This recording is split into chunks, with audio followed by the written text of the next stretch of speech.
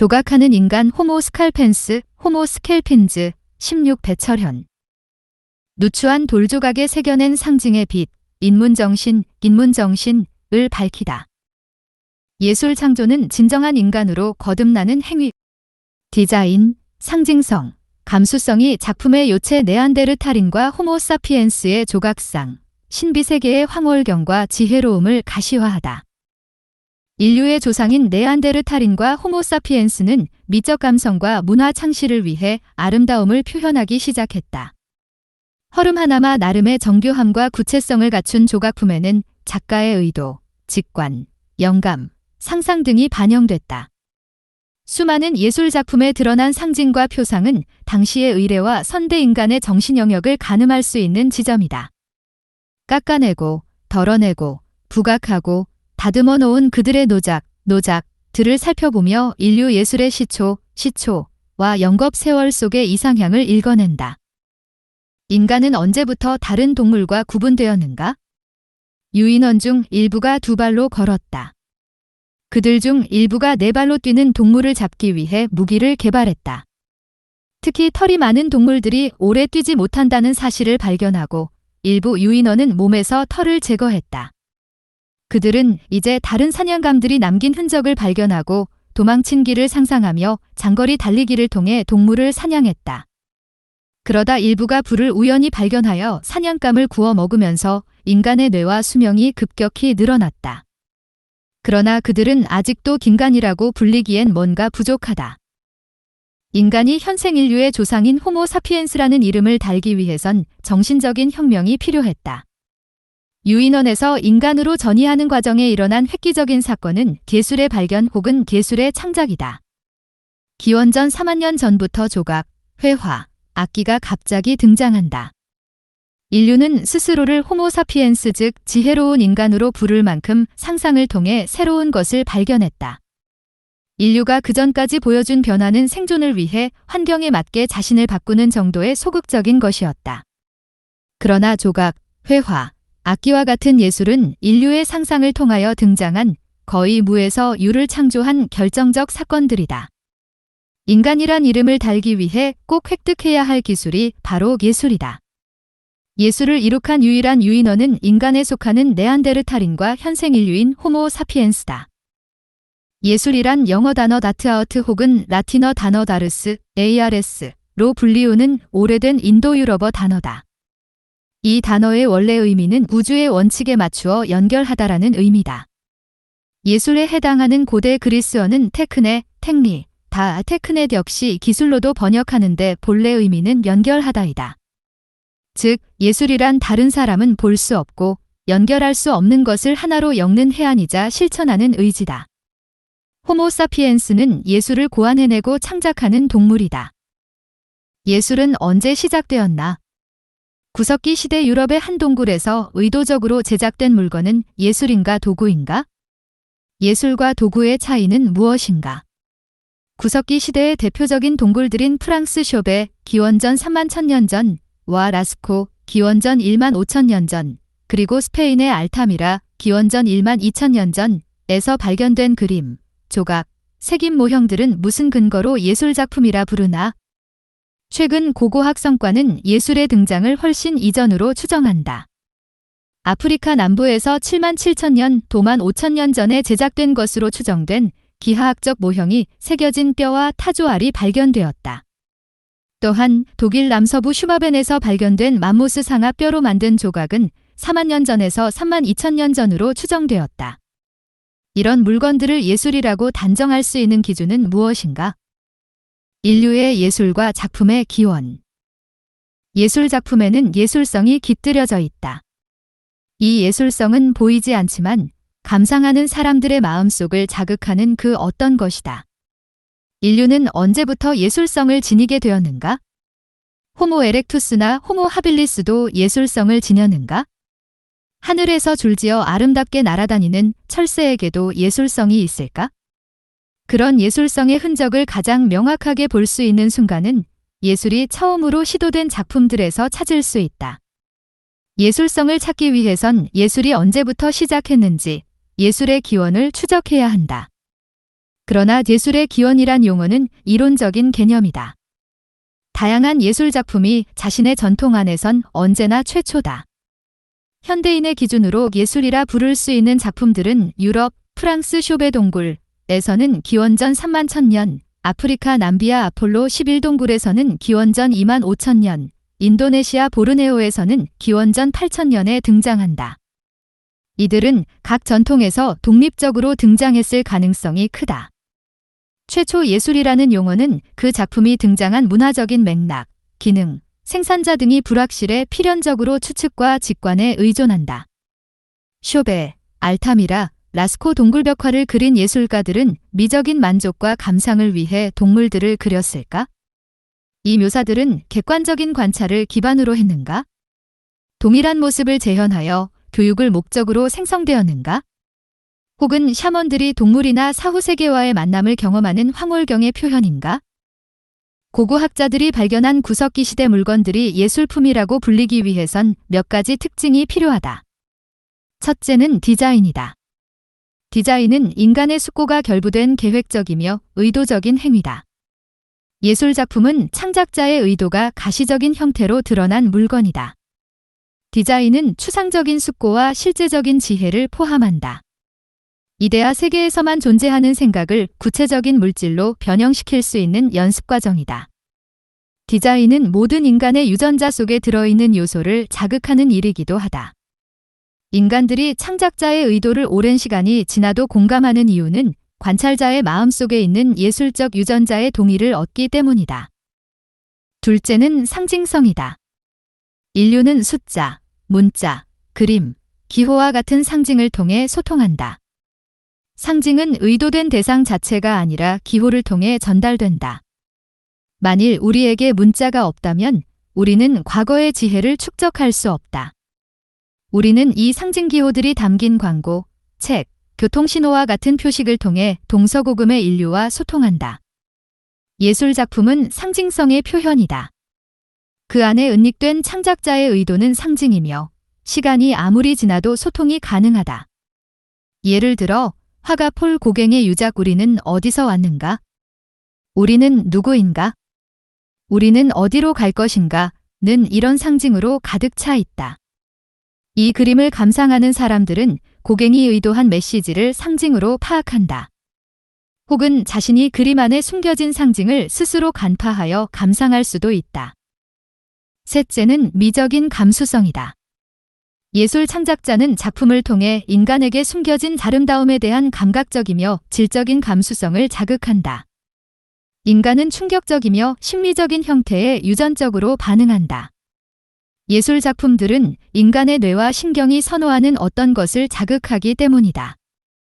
미적인 감수성엔 질서, 균형, 대칭, 섬세, 정성, 조화와 같은 철학적 개념이 포함돼 있다.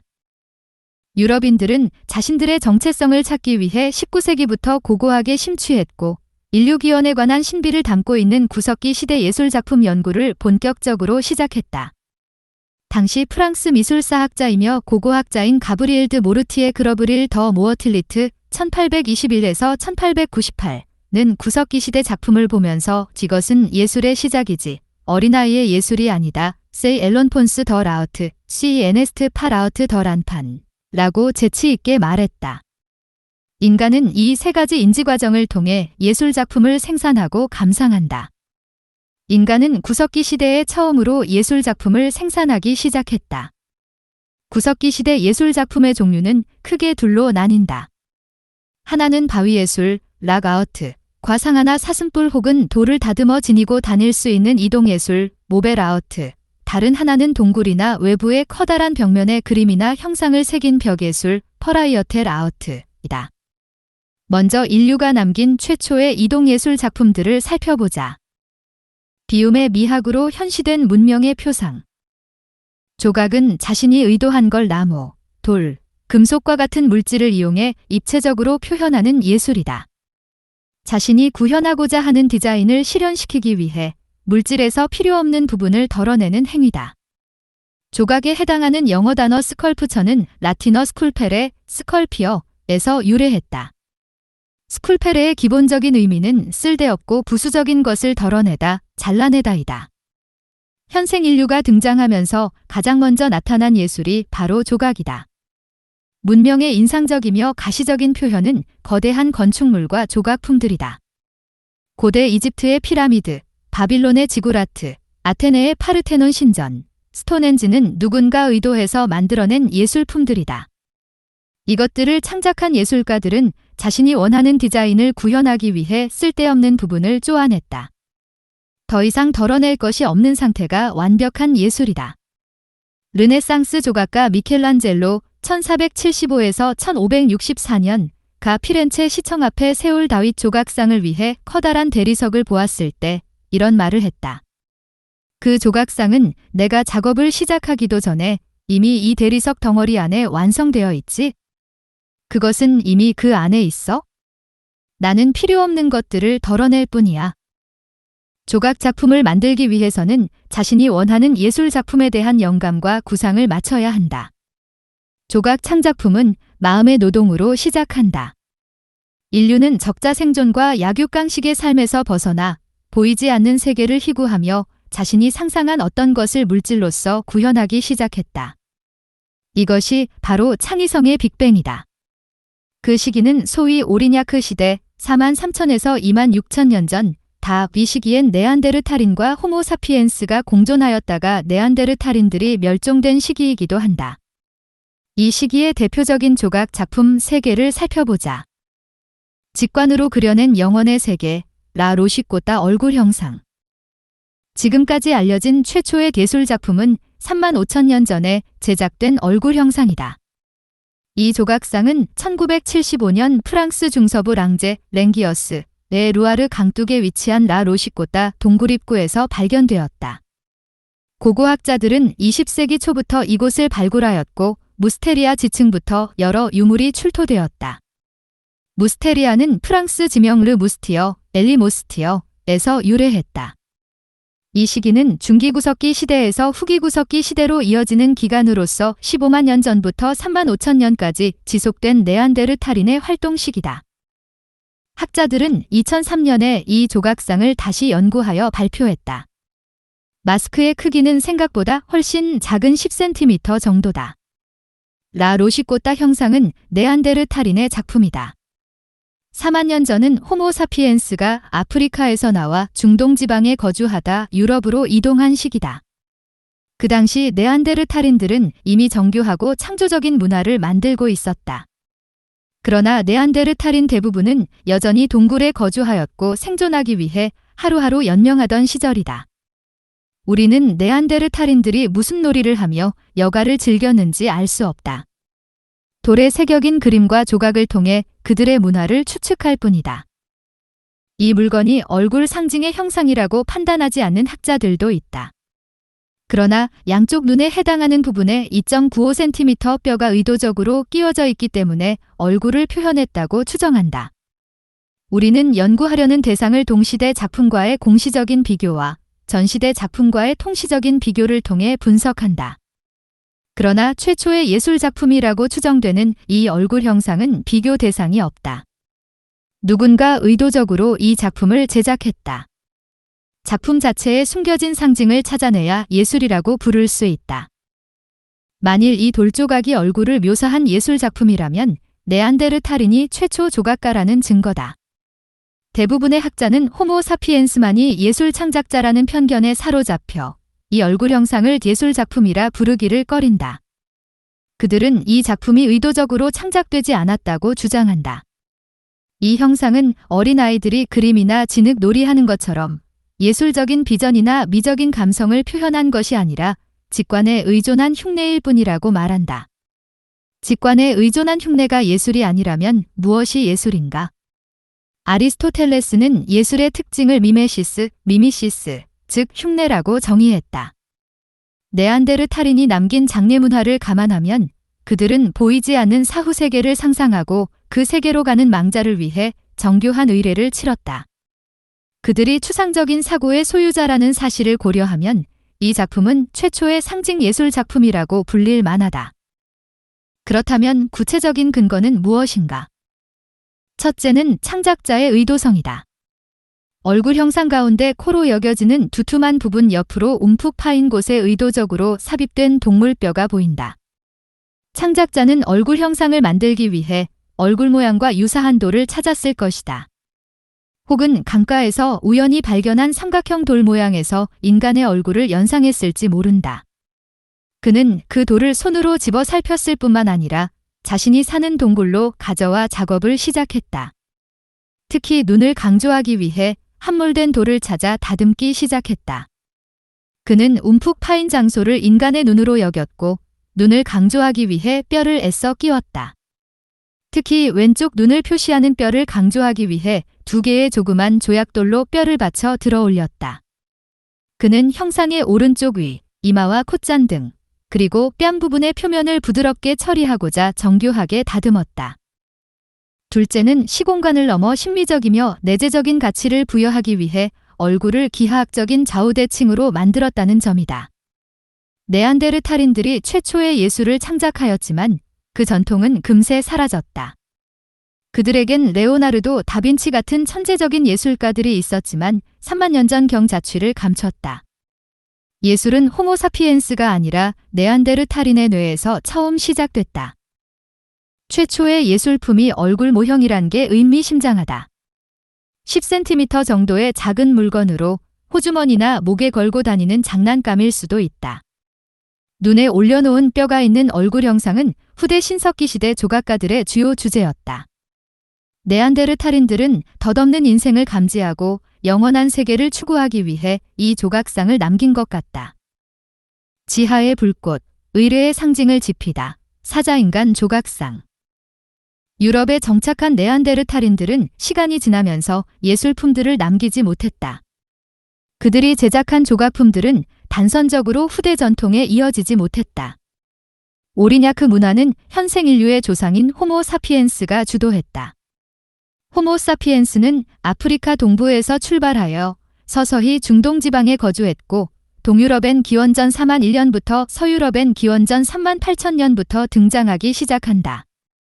오리냐크는 프랑스 오트 가론, 호트거란 지방의 오리냐크 동굴에서 발견된 유적지에서 유래했다. 오리냐크 시기에 인간 형상 전체가 상징 예술로 등장한다. 오리냐크 시기에 발견된 조각상 중 상아로 만든 사자인간상이 있다. 얼굴은 사자이지만 몸 전체는 사람인 하이브리드다. 이 사자인간상은 1937년 독일 홀렌슈타인슈타델, 할런즈타인스테델에서 처음 발견되었지만 아무런 관심을 끌지 못했다. 선사시대 역사학자 로베르트 베칠, 라버트 웨트젤, 이 발굴을 시작했고 1939년 지질학자 오토 벨징, 가토 발징, 이 1939년 8월 25일에 200개 이상 맘모스 상아 조각을 발견했다고 일지에 기록했다. 제2차 세계대전이 일어나자 고고학자들은 상아 조각이 발견된 발굴 장소를 다시 흙으로 메웠다. 고고학자들은 발견 당시 여러 조각으로 흩어져 있는 사자인간 조각상을 다른 뼈들과 함께 별다른 언급도 없이 상자에 보관했다. 근처 울름 박물관 보관실에서 30년간 누구의 관심도 끌지 못한 채 상자 속에 있었다. 1969년 독일 튜빙겐 대학 고고학자 야오킴 이 상자를 발견해 상아 조각들을 가지고 퍼즐을 맞추기 시작했다. 그는 그 안에서 한 사자인간의 모든 조각을 모아 거의 완벽한 형태로 만들어 이 조각상을 독일어로 로언맨시, 즉 사자인간이라 불렀다. 현재 독일 울름 박물관에 전시 중이다. 뢰벤맨쉬는 가장 오래된 동물 형상 신체상이다. 위에서 언급한 네안데르탈인의 라 로시꼬따 얼굴 형상과는 다른 차원의 예술 작품으로 대부분의 학자는 이것을 진정한 의미에서 인류 최초의 상징 예술 작품으로 평가한다.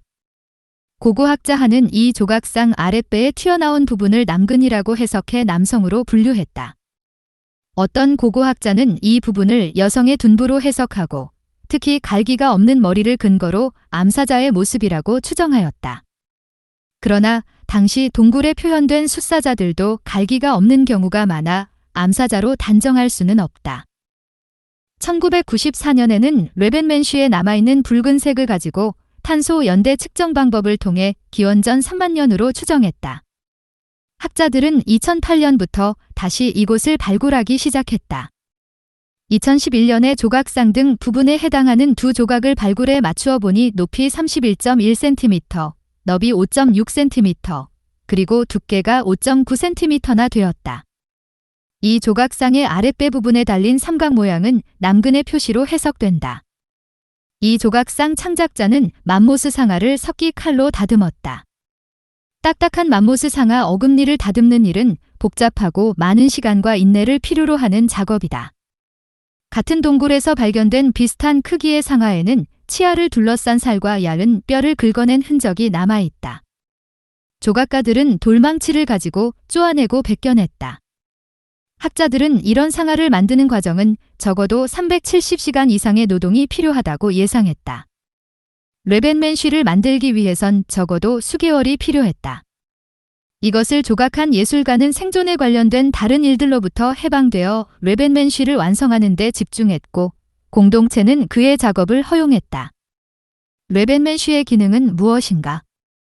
레벤맨쉬는 고대 이집트 피라미드를 지키고 있는 스핑크스를 연상시킨다. 산자의 세계와 죽은 자의 세계의 경계를 지키는 수호자다. 고대 메소포타미아의 라마수라는 괴물은 신전문에 새겨져 있다.